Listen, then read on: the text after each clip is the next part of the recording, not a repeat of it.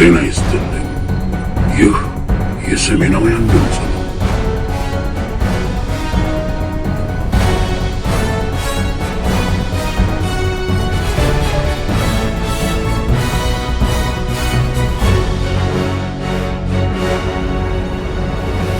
የመንግስትን ታጣቂ የመንግስትን የጸጥታ አካል የሚወጋ ነበር ሲጀመር፣ አሁን ሳይሆን ሲጀመር በወያኔ ጦርነት ጭምር የመንግስትን ታጣቂ የሚወጋ የነበረ ሽፍታና ሌባ። ህወሓት ከዞብል ጥግ ላይ አሁን ምሽግ እየቆፈረ ዜጎቻችንን እያሰቃየ ነው ያለው። እናንተ ምስክሮች ናችሁ። ዋጃ ስትሄዱ ታያላችሁ፣ አለማጣ ስትሄዱ ታያላችሁ። እነሱ ግን እዛው አካባቢ አሉ። አንድ ጥይት አይተኩሱም። ታው እንኳ ብለው አይናገሩ። ይሄ ነው ለአማራ መቆርቆር ማለት፣ ይሄ ነው ለአማራ ማሰብ። ትናንትና ማታ ኮምቦልቻ ላይ ወጣቶች በአስፓልት ላይ ሽሙ ነበር ነው ሰዎች። ትናንትና ለምን ወጣቱ ሁለተኛ ቀና እንዳይናገር እንዲፈራ የድሮ ስታይላቸው። አሁን ደሴ ውጊያው ሳይጀመር እዛው ያሉ ሰዎችን ጨምሮ መከላከያ ውጡ ብሏል ብሎ ይናገራሉ። ለምሳሌ እኔ ደሴ ነኝ፣ ውጡ ብሏል ይባላል እና 10,000 15,000 ያንተ ዜጋ ነው እየሸሸ ያለው። በዚህ ሰራዊቱ ኮምቦልቻ ሲገባም በህዝቡ ዘንድ አቀባበልም ተደርጎለታል።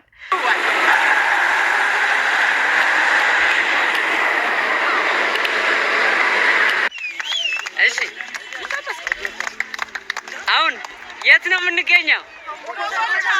ኮምቦልቻ የምን ሀገር? የፍቅር ሀገር፣ የሰላም ሀገር። የምን ሀገር? የፍቅር ሀገር፣ የሰላም ሀገር። የትግራይ ሰራዊት አሁን የትግራይ ሰራዊት ኮምቦልቻን ተቆጣጥሮታል። እንዴት አገኛችሁት?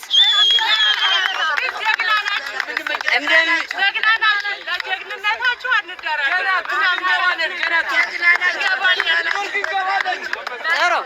የትግራይ ሰራዊት ወይም በአብይ አጠራር ጁንታ እየተባለ የሚጠራ ሰው ያርዳል፣ ይገድላል፣ ሲቪል ያንቃል፣ ይዘርፋል ይባላል። እንዴት ያገኛችሁት?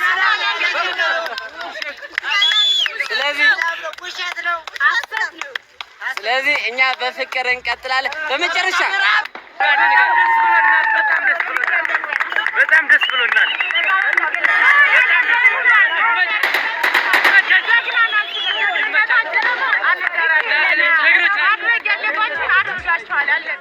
አደባባይ ላይ በመውጣት በከፍተኛ አቀባበል እያስተናገደው ይገኛል።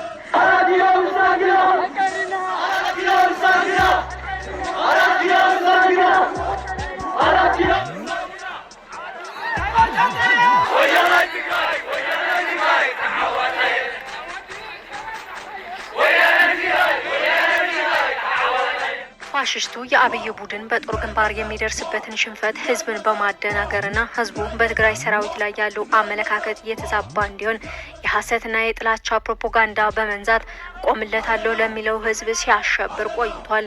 በዚህም ህዝቡ መኖሪያ ቀየውን ለቆ እንዲፈናቀል አድርጓል። ፋሽስት ቡድኑ የጀግናው የትግራይ ሰራዊት ስም በማጠልሸት በአማራ ማስ ሚዲያ ኮርፖሬሽን ይነገራቸው የነበረ የሐሰት ፕሮፓጋንዳ ከእውነት የራቀና የትግራይ ሰራዊትም በተቃራኒው ህዝባዊነቱን በተግባር እያሳየ መሆኑን የደሴ ከተማ ነዋሪዎች ይመሰክራሉ። የሚያወርላችሁና እናንተ ሆናችሁ የምትገኙት የተለያየ ነው።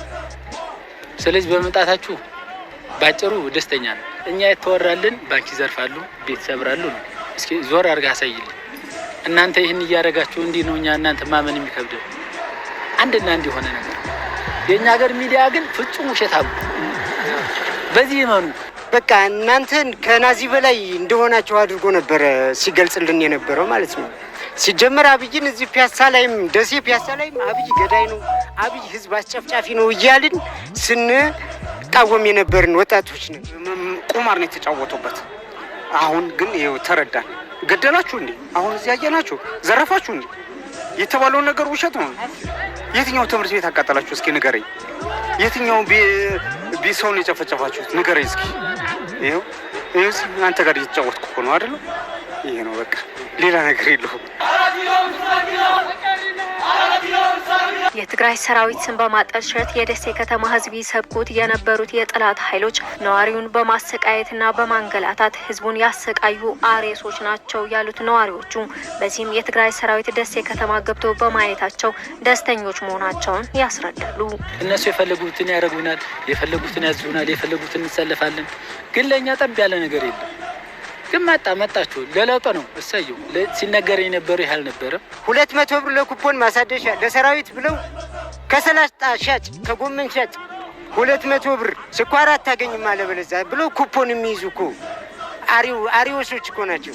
የጦርነት ስልት እንኳን የሚባል ነገር እንግዲህ ቀደም ያሉ ሰዎች ናቸው ነው የሚባሉት እነሱ። እንደዚህ በቃ ስርዓት የሌለ በቃ ይሄ አይደለም ሰራዊትማ አየን እኮ አሁን ሰራዊት አየን። ምሽግ ሊያረጋት ነበረ ደሴን 700 ሺህ በላይ ህዝብ ነው አይደል? ደሴ ከተማ ስደት የነበረው አይደል? ይሄ ልጅ ዳቦ እያለው ይሄ በማን ነው? በእነ አብይ ሴራ የተሰራ ስራ ነው። አሁን እስኪ ይኸውናል እኛ ቁጭ ብለን ደሴ ከተማ ውስጥ አይደል? ምንም የሆነው ነገር የለም። አልወጣም። ያው እዚሁ ደሴ ከተማ ላይ አሁንም ለህብረተሰባችን ከምንም በላይ ሰላም ነው የምንፈልገው። ነዋሪዎቹ አክለውም የአብይ ሰራዊት በዘመናዊ ጦር መሳሪያና በሰራዊት ብዛት ከትግራይ ሰራዊት ጋር የማይመጣጠን መሆኑን የገለጹ ሲሆን ሆኖም ግን ጀግናው የትግራይ ሰራዊት ለማንበርከክ አለመቻላቸውን በማውሳት ከዚህ በኋላ የአብይ ፕሮፓጋንዳ ውሸት መሆኑን በመረዳት ሁሉም የአማራ ይሁን የኢትዮጵያ ህዝብ የድሮ አንድነቱንና ህብረቱን ማጠናከር ይኖርበታል ብለዋል። ለዚህም ነዋሪዎቹ ከትግራይ ሰራዊት ጎን እንሰለፋለን በማለት መልእክታቸውን አስተላልፈዋል። ጀት አለው፣ አውሮፕላን አለው፣ መከላከያ እንደፈለጋሉ። ይህ እናንተን ያላስቆመ ታዲያ ነገ እንዲህ ነው እኛን የሚያስቆመው? እኔ ከእናንተ ጎን ስለሌላው አይመለከተኝም። ኮምቦልቻ መግባቱ ደስታ እንደፈጠረላቸው የገለጹት የኮምቦልቻ ነዋሪዎች በበኩላቸው ሰራዊቱ መልካም ስነ ምግባርና ትክክለኛ ወታደራዊ ባህሪ የተላበሰ መሆኑ መገንዘባቸውንም ገልጸዋል።